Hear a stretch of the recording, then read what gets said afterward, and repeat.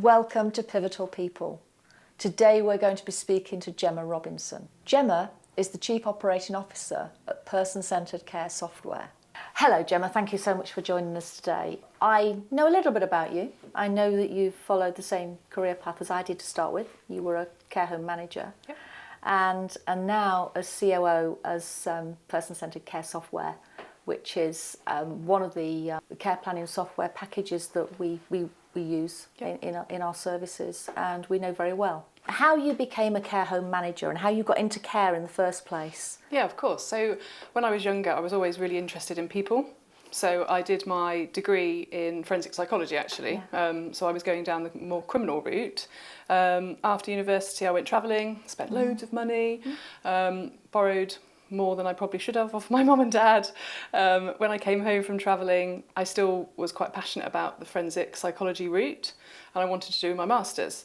But obviously I couldn't afford to do that and not work. So I managed to find a job in a care home as an administrator, I should say. Just around the corner from my parents' house, so I didn't have to worry about a car. I could earn, pay them back, and also do my master's. That's exactly how it started. Yeah.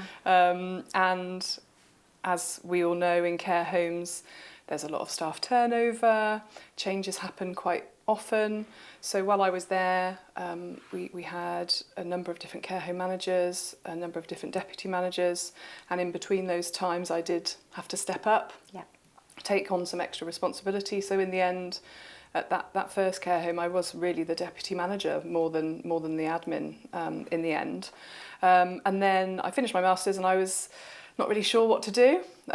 Do I go into a prison service? But I actually loved going to work every day. I'd found something that offered a huge amount of variety: marketing, accounts, care, people, and it gives me goosebumps really to think about it now. And I just realised, okay, I need to do something in this sector. I never expected that to be the case.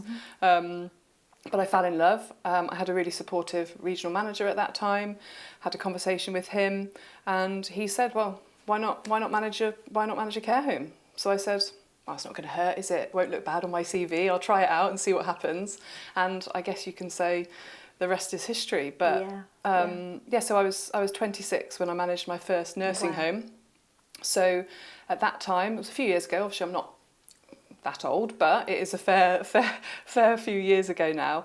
That was quite revolutionary. Not many young people were managing care services, especially those that didn't have a nursing background. But what it did do, I think, is really push the business manager aspect as well. So I was able to do multiple things. It wasn't just the care and the management of the teams, the leadership. I was able to manage all of the other aspects as well, relatively well.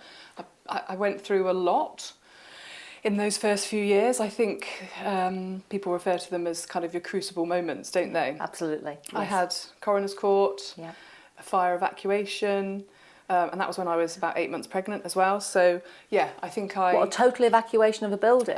Partial. So it was a 3-storey building, and there was a fire actually outside of an oil tanker. But because the care home was kind of an L-shaped, the section of the home that was had to be evacuated out, and I didn't live that close at that point, so I was driving through the night at 7 or 8 months pregnant to this care home to support the team. And everybody got out safely? Yeah, absolutely. Everyone was absolutely fine.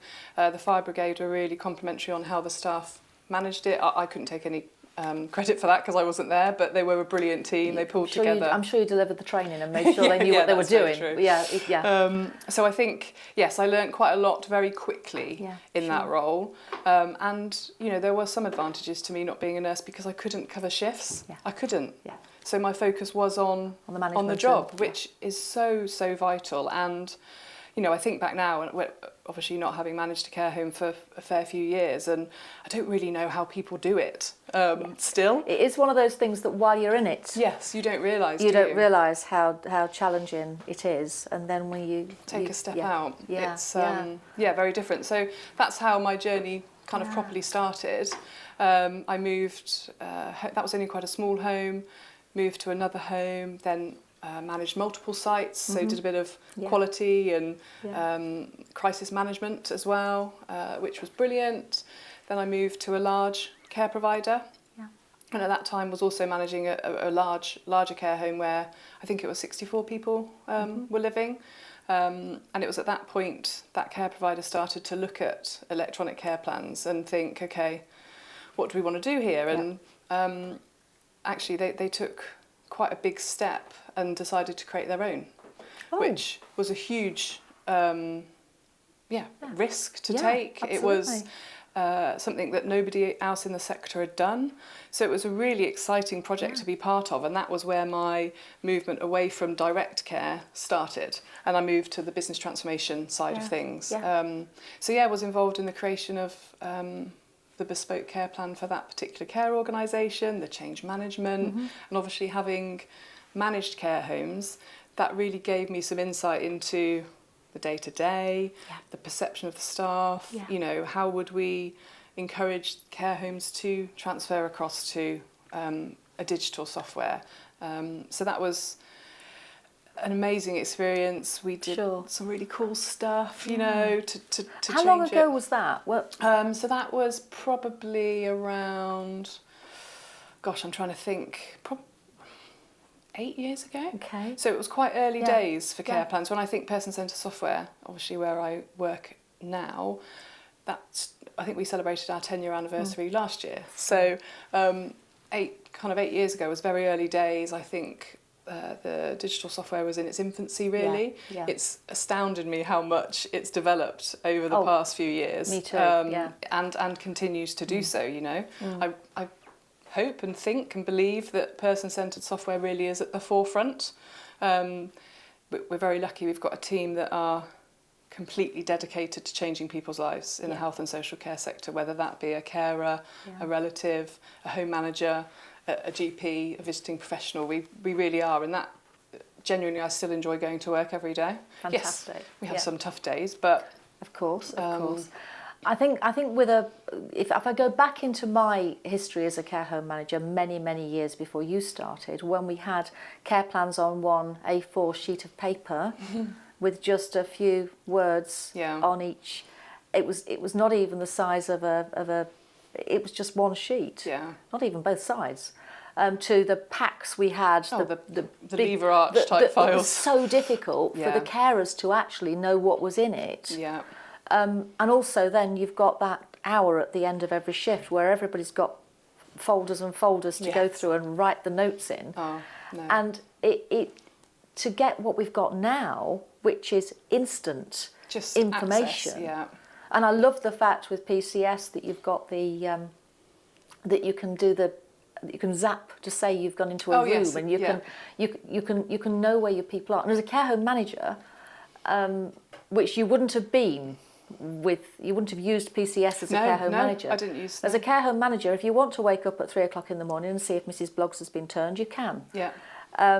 Probably not the greatest thing for a care home manager to be doing, but it's got that, you know, you've got that oversight. Yeah, I think when I think back to when I was managing care services, my main worry was that, okay, if a regulator comes in at this point and there are certain questions that they could ask me, I don't actually have any evidence to show them. I would have to provide my knowledge and experience to explain how we manage certain elements of the day-to-day, but I wouldn't have the evidence that I would do now with person-centred softwares, care planning or medication management. One of the questions I always used to dread from regulators was, so how long do your medication rounds take?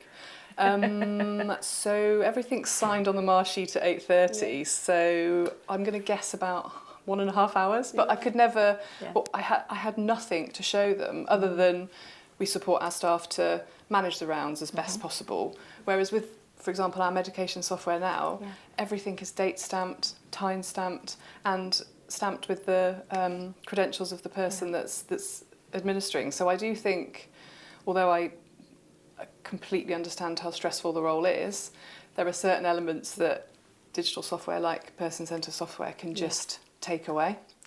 Take away that stress. Absolutely. And allow the focus on the people.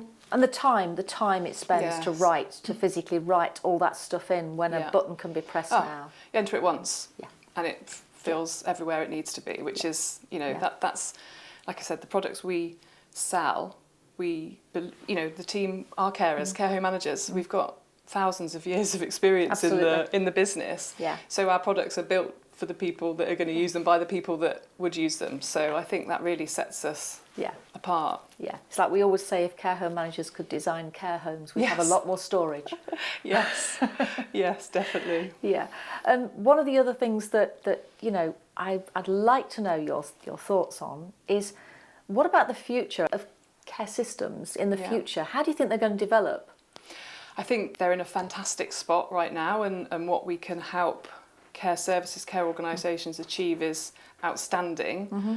But I think what we will further develop is that insight, that using technology like AI, etc., to not make decisions for us, but help us make more informed decisions. And you know, wouldn't it be great to be able to, for the system to be able to say, right, this person's gone to the toilet this many times, they're on this type of medication, actually their risk of falling is a little bit higher, and they've fallen this many times in the past few weeks. Using all of that data, enriching the information that you get from it, I think that's where we're headed. Brilliant. Definitely. Yeah, I mean, we're already when we use your system, the analysis of accidents and incidents is great. To be able to provide graphs and charts with a click of a button. Yeah, it's really, really useful for the management. There are some great systems out there, don't get me wrong. There's some very, very good systems out there, but I think yours is very user-friendly and very person-centred. Yes. Okay, so what about you? What's your future? Oh, well, I'm only relatively new into my role as Chief Operating Officer. I'll say that again, shall I? It's a difficult one, isn't it? I'm only relatively new into my role as Chief Operating Officer. So I started that earlier this year, which was, something that I'm very ambitious and something that I'd aimed to achieve. And I couldn't quite believe that I did achieve it when the opportunity came. So I'm really excited to see what I'm able to achieve with person-centred software. And I don't think I'm going to get bored anytime soon. There's an awful lot for us to do. Certainly from an operational perspective, our customer support, our onboarding, we want to be best in class. I think we are now, but that doesn't mean we stop. We have to continue to evolve. So that's certainly what I'm looking at, operational excellence, really. But we've acquired several businesses over the past few months to really enhance our offering, solve more problems for our customers. So I'm excited to see what's next. We want to grow, we want to scale, we want to solve more problems for the health and social sector. So whatever we can do to do that, I'm fully supportive of. So yeah, I think I'm with person-centred software for a long time, hopefully, if they'll keep me. I can see us growing and widening our offering and really enhancing what we do for people. So yeah. Fantastic. It's been really interesting. Thank you so much, Gemma, for coming. No problem. Lovely to meet you. Lovely to meet you too.